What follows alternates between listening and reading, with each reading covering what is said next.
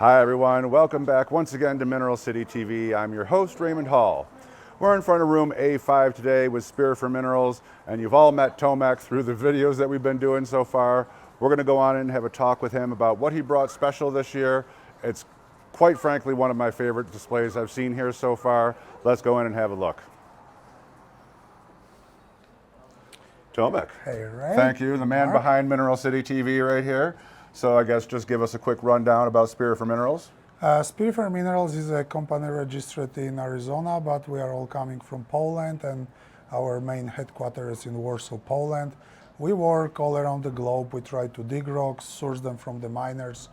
Especially in last years, we are active in the Republic of the Congo, Morocco, Mongolia, and a few other places. Fantastic. Well, before we get into the special display at the end, let's take a look around and show us a couple other things in the room. Sure.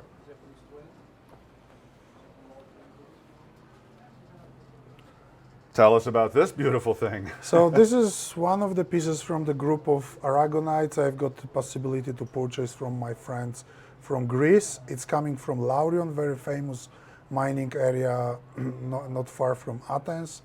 And these are probably the best aragonites ever found in Laurion area. This piece is maybe not the largest one. The big ones were like 70 centimeters. This one is maybe 25, 30 centimeters big, but got a especially nice form. Are they as fragile as they look, or are they pretty stable? They are fragile, but not as fragile as most of other aragonites. All right, well, great. All right, behind you, you obviously just mentioned that you do a lot of work with the Republic of the Congo, and what a great display here. The color spread is really what catches the eye for sure. So we have a selection here from our activity in Republic of the Congo, known as Congo Brazzaville. This is where we operate for like 6 or 7 years very actively, and we go there quite frequently. We do some diggings, we buy from miners, we have a crew which mine for us. And I will maybe just point at 2-3 pieces to show you the diversity of the species and mineralogically interesting things we are getting. This is a good example of the recent production from Yanga Kobenza quarry. The greenish bluish matrix is rossasite, and white are the smithsonites which grow with it. Well, the white smithsonites, I haven't seen those before. This is quite unusual specimen. Here we have an example of the very good crystals of vachellite, large ones. With the green, it's zincolibethenite, quite rare species. This is one of the nicer pieces from from this pocket. Really big, well-defined crystals on that one. This is another style of vachellites we are getting. This is from previous pocket. Here you see skeletal vachellite crystals growing on sparkly hemimorphite. All of them come from Palabanda quarry, which is located not far from Fati. Incredible contrast on those.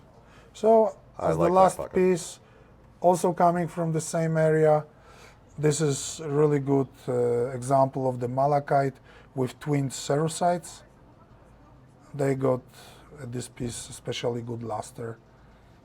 And this is coming from the same quarry from where the vachellites come from Palabanda quarry. Yeah, much better luster on those than you normally see with the, the grayish cerussites that we're more commonly used to seeing.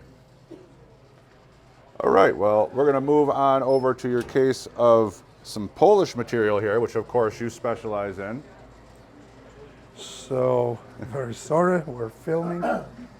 And so there was a new find, something pretty exciting. This is not new find, Oh, in fact. okay. This is old find. These gypsum crystals you see here represent the best find of the selenites from Poland. As you can see, they are quite large. Of course, it's very difficult to compete with such locations as Nika in Mexico. But for Poland, this is one of the most important pockets of primary gypsums found in copper mines in Lubin area. This pocket was discovered in '97 in Rudna mine. For this part of the world, these are exceptionally good specimens. The clarity is incredible. And this whole case is representing minerals from Poland from different finds and different periods. We always try to bring something from my home country, which is not very rich in minerals, so it's not an easy task. Well, you always do a great job of bringing some spectacular Polish material here. We're going to spin around and look at one more case here. A couple special pieces that... Here is example of the new material from Nigeria. Maybe I put it to the light. These are large fluorite cubes which are overgrown by amethyst. And to be honest, I never seen amethyst growing on the fluorite before.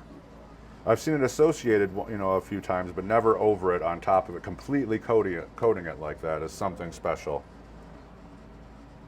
The sparkle on those is really outstanding. In person, I think we see better the amethyst color than it comes on camera, but they are really sparkly, and this is probably the best piece from that find.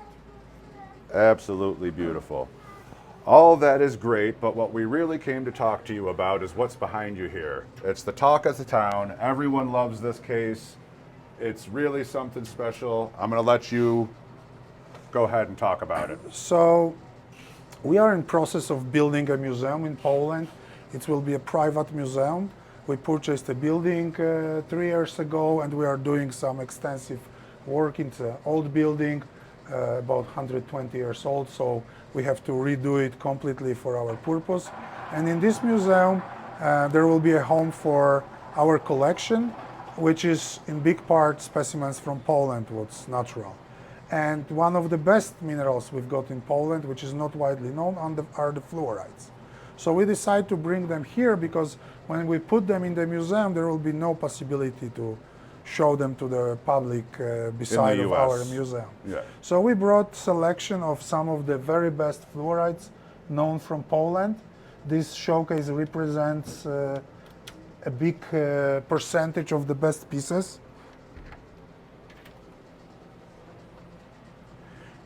This, what you see here, was collected during like 30 years of collecting. Some pieces are from 80s, some from 90s, and some are quite fresh from a few months ago. As you can see, by association, these fluorites come from pegmatites, what's quite unusual. They are associated with smoky quartz, feldspars, tourmalines, epidotes, feldspars, as I said, and sometimes zeolites and chlorite. What's very unusual in Strzegom pegmatites is that when you got a pocket, usually it produces 1 or maximum 2 specimens. They may be large crystals, but there will be only 1 or 2 of them. This is why you don't see them on the market, because if you keep from every pocket 1 piece and your friend keep second one, there is nothing there is no more to bring to the market. But some of them are really spectacular with good color and luster. And what's also unusual about these pegmatites is that there is quite wide range of the colors, from blue to violet through pink, as you see here. Some of them are completely black. Yeah, I had no idea there was that much variety in color and shapes and everything coming from just Poland. Some of them are quite large, like this octahedron, which weighed 8 kilo. It was repaired from pieces. It was broken during the exploitation. And from the core of this octahedron, there was done this exactly cut stone. So this cut stone comes from this piece. It's worth to mention that in Strzegom area, these are Carboniferous age granites with pegmatites, and there is around 40 quarries, which maybe 35 is operational. So what you see here is a production of 30 years from these 30 few quarries in that area. So it may look that there is a lot of fluorites judging by this case, but this is not true. It took a long time and a lot of hard work to put this case together, I'm sure. We also put in this case a few other species like this feldspar. This is topaz, what Marek is showing now. This is the best topaz known from Poland. No repairs, no restorations, just natural. Quite On large. the right side, you can see big Baveno twin feldspar with epidote. This was the best pocket in terms of quality of feldspars ever found. Put my hand so you can see the size. It's quite large. And in lower shelf, you can see the best epidote discovered as far from the pegmatites in Poland. Really a special collection, and so many people are glad you brought it for us to get a chance to see it, because not everyone's going to get a chance to go to Poland. This is why we did it, and I'm happy to share that. And we also brought a few historical artifacts as important scientific publications, like this work by Websky about the forms of quartz from late 19th century, or PhD of Artur Szwantke about minerals from the area. So we also try to preserve the history of this mineralogically important area, especially for our part of the world. Certainly, absolutely, and it's important for anyone to do that when possible. So we'll close that up. Tomek, thank you Thank for you, Ray. everything. Incredible display. Good luck with the museum. Thanks everyone for tuning in to Mineral City TV. We'll see you next time. Goodbye.